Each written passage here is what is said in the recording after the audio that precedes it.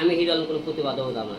দেশে আবার অযোগ্য খাতটা আমরা আবার হিরো আলম জীবনে মাঠে নামি না, কারণ আমাকে এই দেশের লোক মূল্যায়ন করেনি, টুকাই বলছে, দালাল বলছে, ধিক্কার দিতে। মানুষ যখন আমাকে জনগণ মারে চুপচাপ চায় থেকে দেখছে, কেউ বাঁচাতে আসেনি কোনোদিন।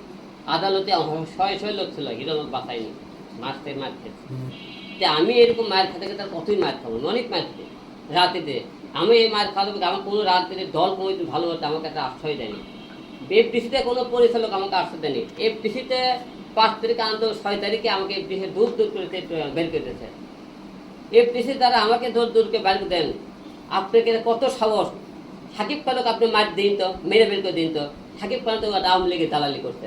সাকিব খান তো বলছে 30 তারিখে দৌকুমারকা ভোট দিন, চাইছিল ভোট জনগণের থেকে। সাকিব খানক মারিত, নিপুণক মারেন তো, মিশাক মারেন তো, দীপ জলক মারবেন, জায়দ খানক মারবেন।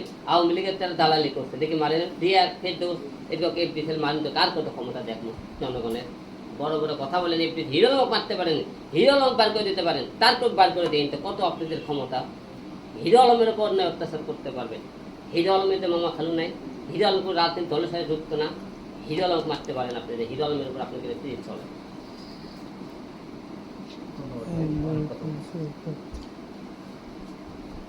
সীমানা নিয়ে গেছাল যে আমি সীমানা, আমি আসতে কই আমি 50টা মামলা খেয়েছি।